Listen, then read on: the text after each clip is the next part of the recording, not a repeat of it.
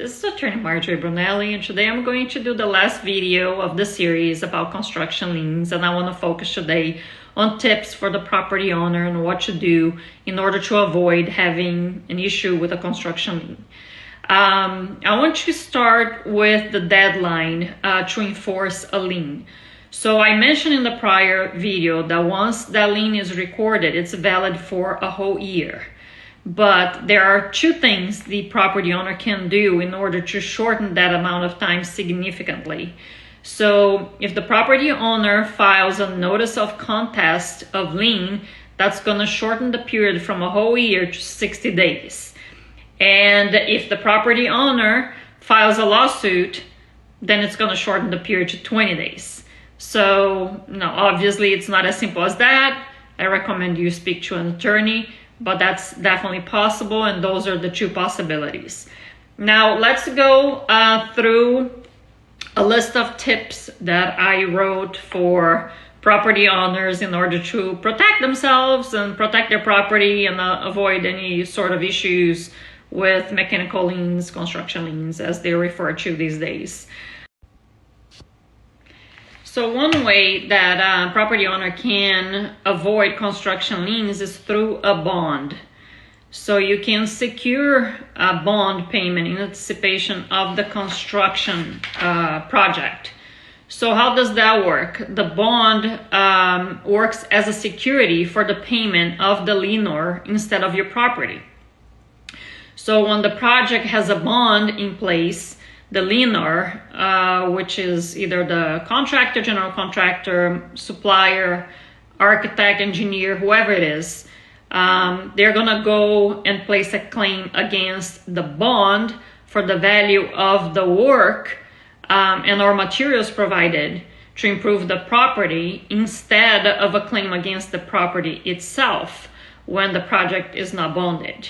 So property owners have the ability to transfer liens to bonds after a lien is recorded in Florida.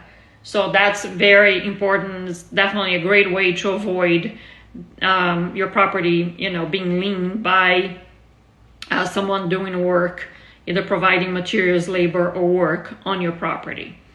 Now, a few things I want to point out. If your contractor filed a claim of lien on your property, a release of lien is a written statement that's going to remove your property from that threat of having that lien there.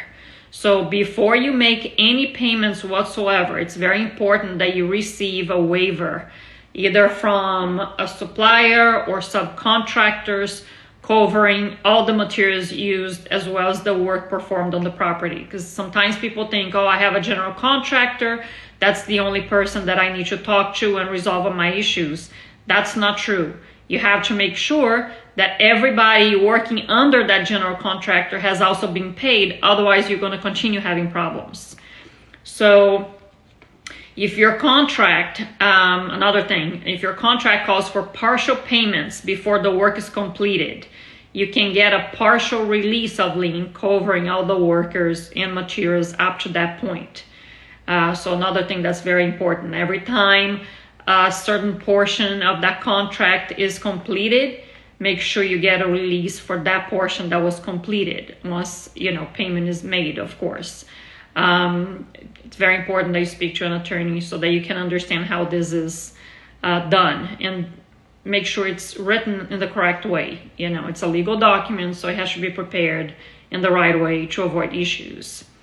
So another thing, so make sure you obtain an affidavit from your contractor that's going to list everyone, all the people that have performed labor or services or provided materials to your property. It's very, very important that your contractor provides you with a final release from all people involved before you make that final payment, because after you pay, that's going to be a whole other situation. Then you're going to have to prove that you made payment and that, your general contractor didn't pay the other parties, possibly a lawsuit to be able to investigate and figure out who is in the wrong. So make sure you follow the steps to avoid that type of situation.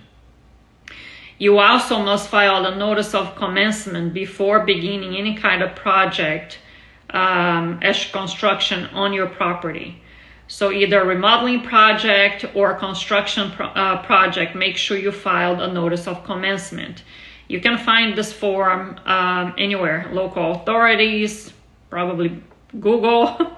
Make sure it's the correct form, but you must record this with the county, with the clerk of the county where the property is located. So make sure, you do that the right way. Sometimes people are confused as to where to record it or the document or how it's done. Call an attorney. It doesn't have to be me. Make sure you do it the correct way. So that has also, it needs to also be filed with the building department before the building department can perform the first inspection.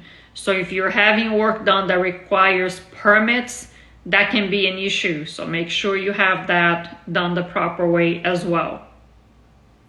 Let me see if I'm not forgetting anything else. You can make sure, okay, so a few things that the notice of commencement must include. It has to identify the property owner, the contractor, surety, lender, and other pertinent information. Failure to record the notice of commencement or incorrect information on the notice can cause you to have to pay twice for the same work or materials. So just make sure that the notice of commencement is correct and it has all the information required by the statute, because that can have serious consequences for you as well. That's it for this video. I hope you have enjoyed the series and it has been somewhat, I guess, informative. If you need any additional information, all my contact information is up in the bio. The phone number here is 954-474-7703.